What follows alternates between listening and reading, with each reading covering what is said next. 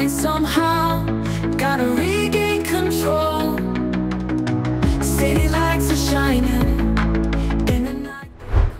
Setelah berlarut-larut dalam penuh kekecewaan akibat drama Bahrain, akhirnya kita semua akan menyaksikan hari pembalasannya. Timnas Indonesia sudah di depan mata menghadapi ke arah yang tepat menuju Piala Dunia. Bahkan Bahrain sekalipun sepertinya sudah tak sanggup lagi untuk menghentikannya.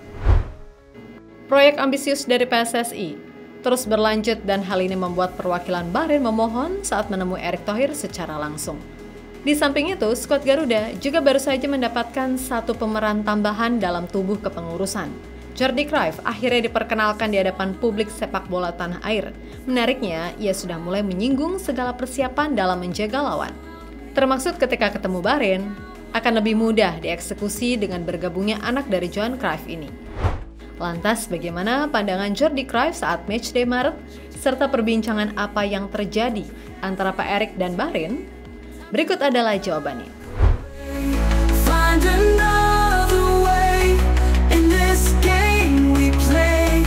Gonna seize the day.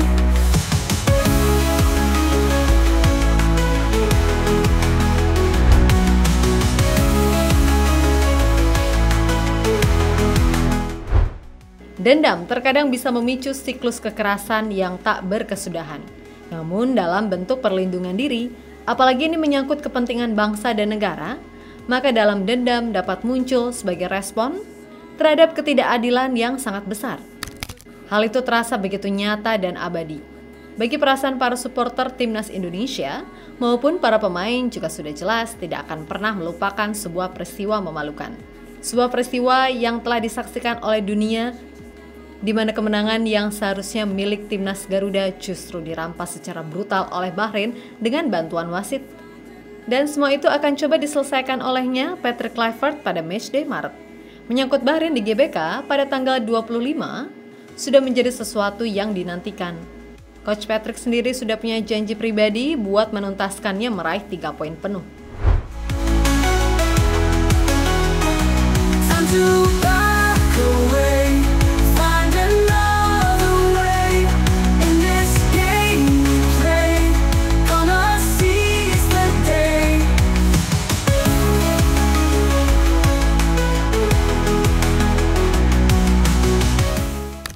Yap, dengan raihan poin kontra Bahrain, tentu saja tidak hanya sekedar membalas dendam semata, juga membuka asa Timnas Indonesia untuk bersaing di papan atas klasemen grup C. Walaupun bergabung dengan tim yang ngeri-ngeri sedap, nyatanya Indonesia masih bisa meratapi panasnya persaingan. Dan Bahrain justru bisa menjadi tong kosong nyaring bunyinya yang akan menjadi juru kunci. Sebab dalam 2 pertemuan matchday besok, mereka akan bertandang ke markas Jepang juga, yang mana hampir nggak ada kesempatan buat meraih poin dari tim asuhan Moriyasu. Tentu saja pelatih Bahrain, Dragan Talajic, sudah tidak bisa kuar-kuar lagi. Mereka memilih untuk sedikit damai meratapi keadaan, dengan mulai menghormati calon lawan-lawannya, termaksud Indonesia. Cywar yang pernah digembar-gemborkan Bahrain justru seperti menjadi bumerang setelah para kelompok supporter Garuda jadi makin geram ingin membalas dendam berbagai dukungan seperti koreografi.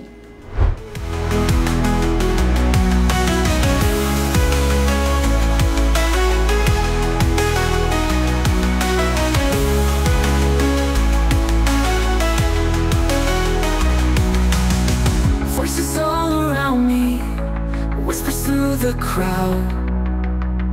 Don't let them surround me. Bahrain libatkan pemerintah buat lobi keamanan.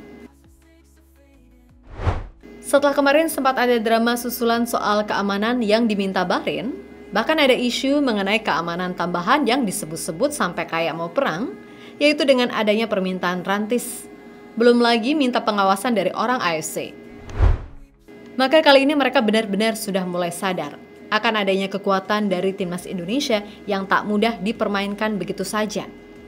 Terbaru pihak perwakilan dari pemerintah atau tepatnya Duta Besar Bahrain untuk Indonesia, Mr. Ahmed Abdullah Al-Harmasi Al-Hajeri, ternyata menemui Ketum PSSI Erick Thohir secara langsung.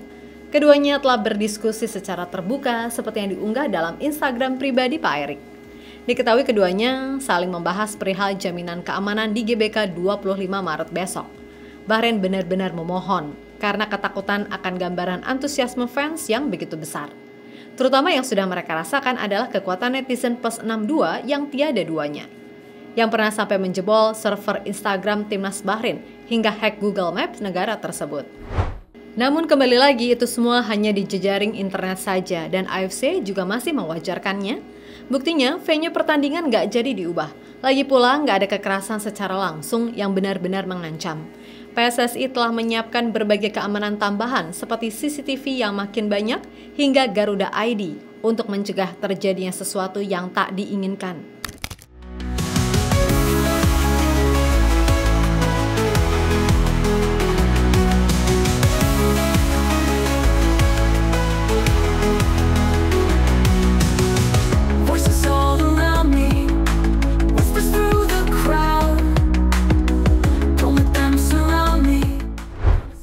Jordi Cruyff singgung soal strategi jelang matchday. Sementara itu, di sisi timnas Indonesia sendiri, sejatinya sedang terus bergerak maju untuk memaksimalkan semua posisi, termasuk dalam tubuh kepengurusan. Kita baru saja mendapatkan sebuah amunisi baru untuk menyusun rencana, yaitu Jordi Cruyff sebagai advisor teknis PSSI, resmi diperkenalkan secara publik pada 11 Maret. Anak dari Johan Cruyff ini telah menyadari akan adanya tantangan saat menjadi penasihat teknis karena setiap datang ke negara baru akan ada budaya yang berbeda. Namun, ia lebih memilih untuk fokus dengan apa yang ada di depan mata, seperti harus memahami fisik hingga mental pemain. Kemudian tak lupa juga, Jordi sudah memahami akan laga-laga mendatang untuk menganalisa setiap pemain timnas maupun tim lawan. Saya pikir hal pertama yang harus dilakukan adalah menganalisis, mempelajari segalanya, berbicara dengan banyak profesional yang jadi pelatih para pemain di liga agar memahami sepak bola di sini.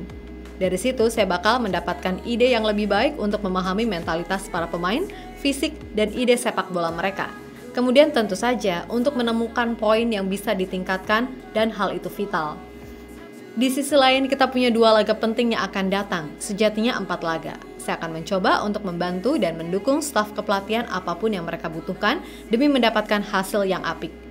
Dari situ saya perlu untuk mendapatkan pengetahuan yang lebih banyak soal bagaimana sepak bola di sini berjalan. Ujar Jordi Cruyff saat konferensi pers dikutip dari bolasport.com.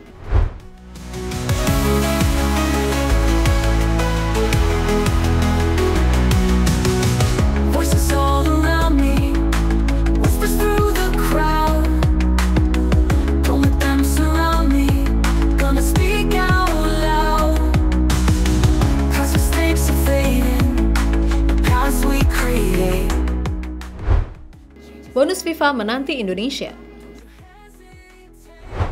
Dari semua laga di matchday Maret tentu saja yang tak kalah penting ada bonus dari FIFA berupa poin untuk mendongkrak ranking dunia.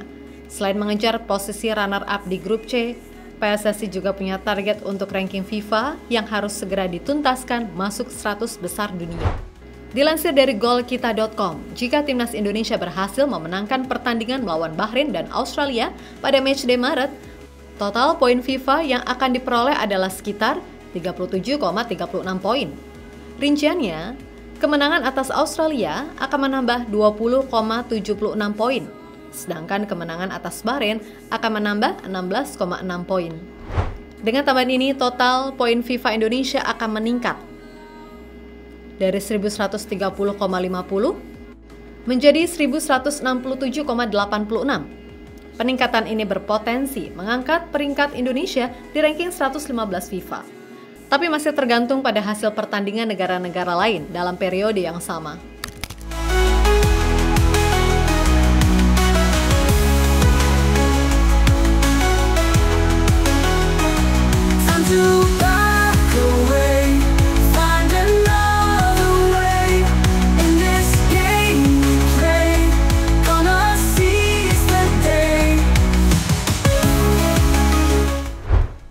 Jadi itulah kondisi persaingan di grup C saat ini, terutama dengan Bahrain. Sepertinya kondisivitas menjadi pokok perbincangan yang terus ditagih oleh Bahrain. Tapi yang jelas tujuan akhir kita adalah menang dan menang. Dengan begitu semua poin di klasemen grup C ataupun di ranking FIFA bisa maksimal, ya kan? Don't let them surround me. Gonna speak out loud. Past mistakes are fading because we create. Change is never waiting. Don't you hesitate. Halo, izin iklan sebentar ya guys. Jadikan ruangmu bernuansa Timnas. Temukan beragam poster dinding, sepak bola dan Timnas dengan desain menawan, kualitas premium dan harga yang tidak akan menguras kantong. Segera klik link Shopee di deskripsi video ini dan dukung Timnas dengan sepenuh hati. Mulai dari dinding rumahmu.